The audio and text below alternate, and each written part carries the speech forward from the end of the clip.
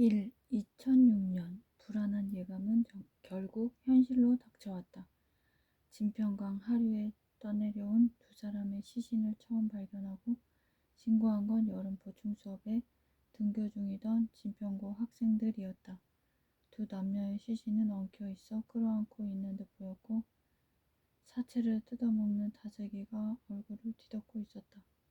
8월 초 무더운 여름날 높은 수온으로 부패가 빠르게 진행된 상태였다. 남자는 진평소방서 구조대 반장 최창석이었고 여자는 작년에 진평으로 이사와 미용실을 운영하던 전미영이었다. 마을에는 어째서 다른 집인 도담이네 아빠 최창석과 해솔이네 엄마 전미영의 시신이 함께 떠오른 것인지에 대한 추문이 돌았다. 불륜이라는 말이 제일 먼저 돌았고 그 뒤에 치정이라는 단어가 붙었다. 창석은 UDT 특수부대 출신으로 수용에 일가견이 있어 진평 물개라고 불렸기에 의혹이 더 커졌다. 경찰은 모든 가능성을 열어두고 수사하겠다고 말했다. 조용하던 진평이 시끌시끌했다. 동반 자살인 거야? 모르지. 발견됐을 때 실오라기 하나 걸치지 않고 있었대. 그럼 그거 하다가 죽었다는 거야? 둘이 좋아서 했는지는 모를 일이지. 도담 오빠가 몹쓸 짓을 하려다 그런 거면 사건인 거고 둘이 눈이 맞아 그런 거면 사고인 거지. 확실하지 않은 말들이 돌았다. 마을의 모두가 수사관이 됐고 모두가 작가가 됐다. 오락거리가 없는 마을 사람들에게는 흥미진진한 안주거리였다. 죽은 자는 말이 없었다. 도담은 어린 시절부터 늘 아빠가 사고로 죽으리라는 불안을 품고 있었다. 아빠는 사고 현장이라면 물이든 불이든 가리지 않고 제일 먼저 위험에 뛰어드는 소방관이었기에 어린 도담이 그런 생각을 품고 자란 것도 이상한 일은 아니었다. 창석은 마을 사람들에게 존경받는 17년차 베테랑 소방관이었다. 뉴스에 보도되는 큰 재난 현장들을 누볐고 사람을 구했다고 여러 번 표창을 받기도 했다. 아빠가 사람을 구하는 소방관이라는 것을 생각하면 도담은 자랑스러운 마음이 차올랐다. 창석은 마을에서 존경받는 소방관인 동시에 가족에게도 살뜰하고 비번일 때 사랑하는 딸과 시간을 보내기 위해 노력하는 좋은 아빠였다. 소방관 순직 사고가 있을 때마다 뉴스에서 오열하는 유족들의 모습을 보면서 도담은 그게 꼭 자신에게 일어날 일인 것만 같아 두려웠다. 그럴 때마다 죄책감을 느끼면서도 불쑥 들이닥치는 생각을 멈출 수 없었다. 언젠가 우리 가족에게도 불길한 전화가 걸려올 것 같다는 불안한 생각. 아빠의 죽음이라는 공포는 오래도록 도담을 괴롭혔다. 그건 일종의 저주와 같았다. 그리고 결국 아빠가 죽었다. 도담의 상상과 악몽 속에서 창석은 온갖 사고로 죽었지만 이런 행태일이라고는 추호도 생각하지 못했다. 가족의 자랑이었고 사랑하는 다이빙 버디였고 마지막 날에는 누구보다도 미워했던 아빠. 도담이 이런 비밀을 공유한 사람은 세상에 이해솔 한 명뿐이었다. 해솔은 도담이 17이던 여름 진평에 왔다.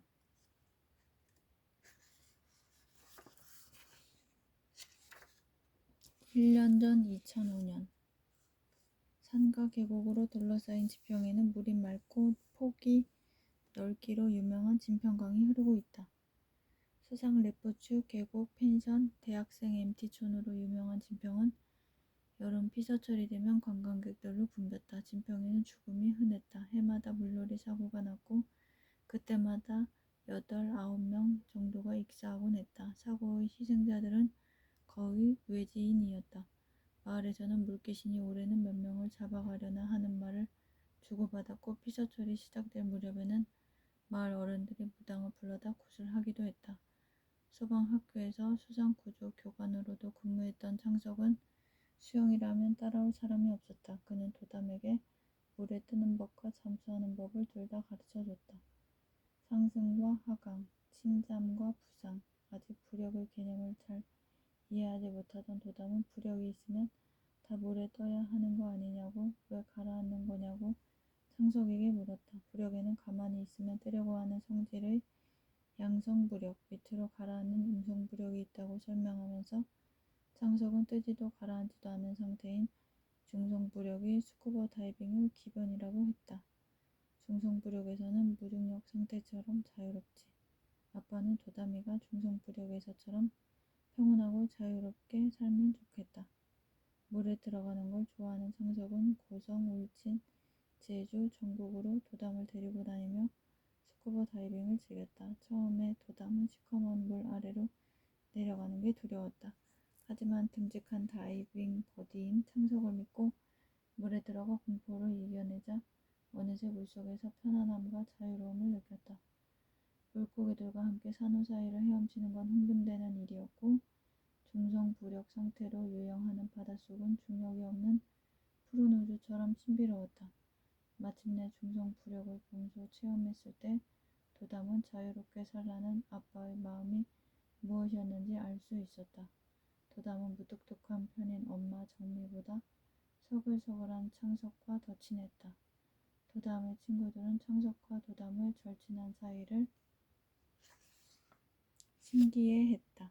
사춘기 때부터 아빠와 멀어진 애들도 있었지만 도담은 그렇지 않았다. 도담이 초등학생이던 어느 날 창석의 동료가 순직했다는 소식을 들었다. 엄마 아빠가 부둥켜 안고 우는 모습에 놀란 도담은 그 사이에 안겨서 같이 울었다.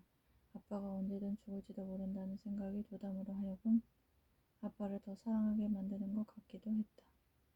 17인 도담이 고등학교에 들어가 처음 맞이한 여름방학. 정미가 아픈 뒤로 창석과 도담의 얼굴에는 그늘이 져 있었다. 보름 전 동네 마트에서 일하던 정미는 앓고 있던 폐렴이 심해져 입원을 하게 됐다. 금방이라도 피를 토할 듯 불길한 음색의 기침이 영원히 멈추지 않을 것처럼 이어졌다.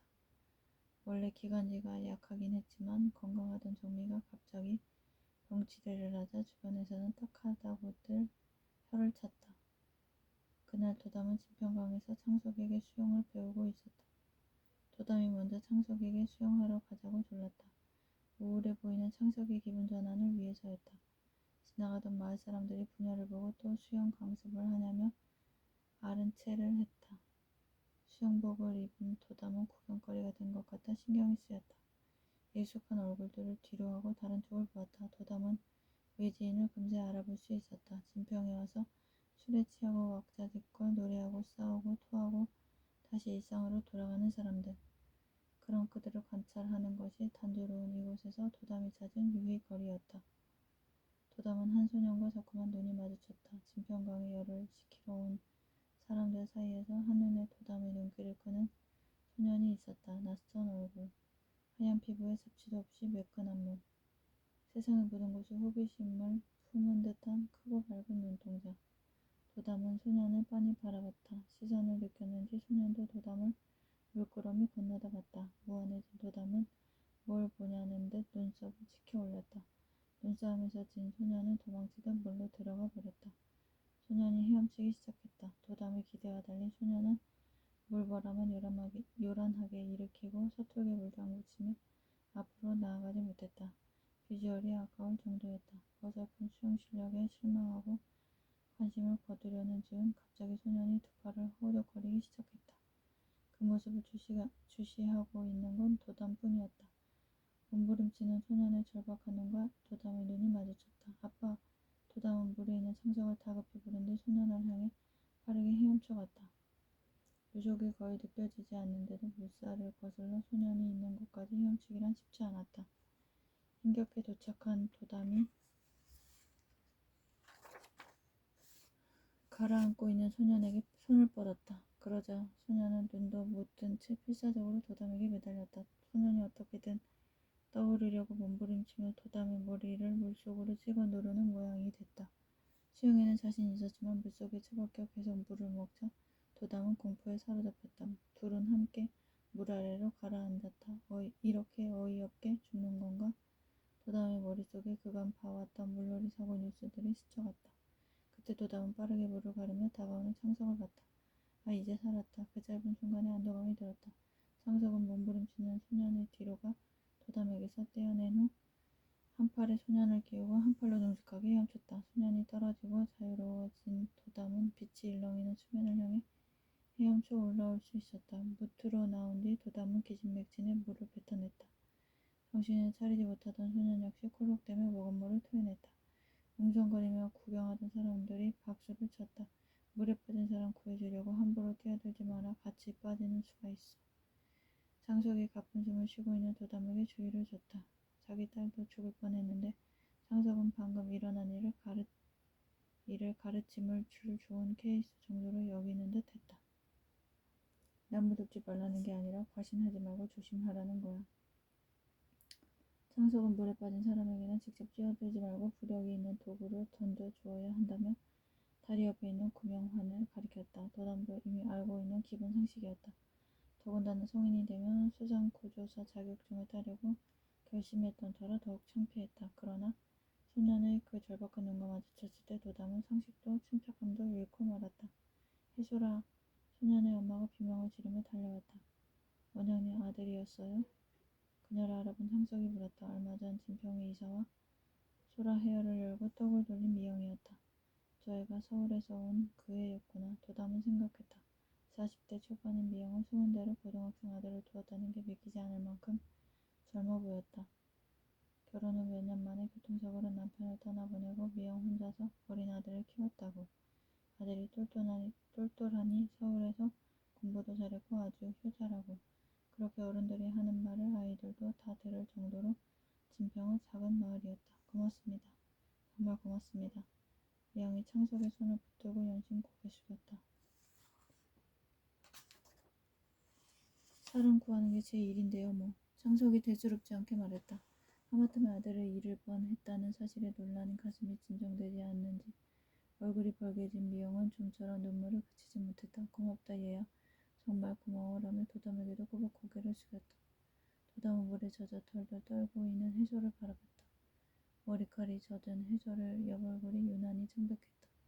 가쁜 숨을 몰아쉬는 해소를 하얀 가슴팍이 오르락 내리락 했다. 도담은 벅차게 심장이 두근거리는 걸 느꼈다. 처음으로 누군가를 구했다는 사실 때문인지 해솔에게 반해서인지 구분할 수 없었다. 그 이름 마을에 금세 소문이 났다.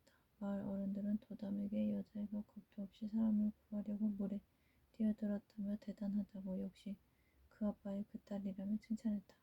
반대로 해소를 볼 때면 진평이 오자마자 액땜을 제대로 했다며 죽다 살아난 기분이 어떠냐고 한마디씩 했다. 이틀 뒤 도담네 집 현관 앞은 맛있는 냄새로 가득했다. 미영이 돼지고기 수육이며 김치전이며 직접 만든 음식을 잔뜩 싸들고 해솔과 함께 감사 인사를 왔다.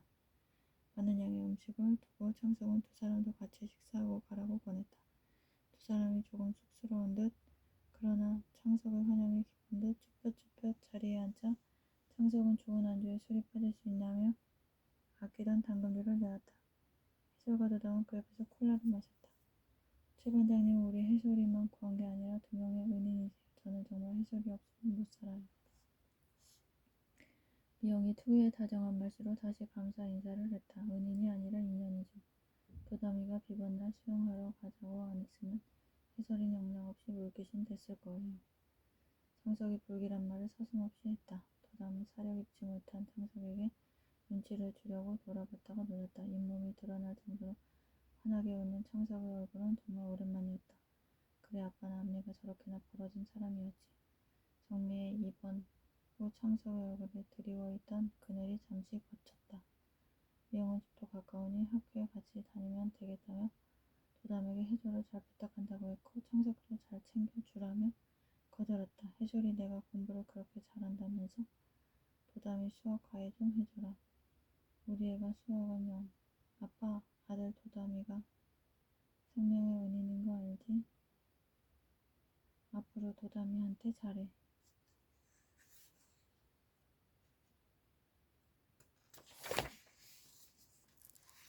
술이 떨어지자 창석은 도담에게 막걸리 심부름을 시켰다. 해솔이 함께 가겠다고 따라 나섰다. 집을 나서서 마을 초입의 슈퍼까지 둘은 한동안 말없이 걸었다. 고마워 그리고 미안. 해솔이 도담에게 수줍게 건넨 첫 마디였다. 해솔의 목소리는 또랑또랑하고 맑았다. 너 때문에 아주 머리 다 뽑힐 뻔했다. 도담이 해솔을 바라보며 말했다. 하마터면 나도 너랑같이 죽을 뻔했어 라는 말은 삼켰다. 한참을 또 말없이 걷던 해솔이 머뭇거리며 말했다. 공부 정말 필요하면 내가 도와줄 수 있어. 도담은 해솔의 눈을 똑바로 바라봤다. 너 공부 그렇게 잘해? 반에서 1등 정도는 했어. 와, 완전 범생이네. 근데 진평에는 왜 온 거야? 서울에서 사고라도 쳤어? 비리비리해 보이는 해솔이 딱히 사고를 쳤을 것 같지는 않았다. 그런 거 아니야. 엄마가 시골 생활 해보고 싶다고 했어. 도담은 그 말이 단번에 믿기지 않았다. 이제 고등학생인 아들이 있는데 입시 때문에라도 서울에 살려고들 하지 않나? 도담은 해솔을 힐끔대며 어색하게 걷다가 분위기를 바꿔보려 말을 걸었다. 너 우리 아빠 별명이 뭔 줄 아냐? 알아. 진평 물개. 아는구나. 뭐야 재미없게. 대화는 자꾸만 끊어졌고 다시 어색함이 흘렀다. 한참을 걷다가 해솔이 입을 열었다. 근데 너네 아빠 진짜 닮은 거 있어. 뭐? 저리 가면 입구에 있는 무섭게 생긴 수호신인데 금강역사라고. 금강역사? 도담은 깔깔대며 웃기 시작했다. 우락부락한 근육질에 바위처럼 큰 얼굴, 짧고 굵은 목, 하늘로 찢어진 눈썹을 떠올리니 창석과 너무 닮았기 때문이었다. 해솔은 그와 정반대였다. 마르고 우유처럼 뽀얀 피부에 키가 약간 작고 유약해 보였다.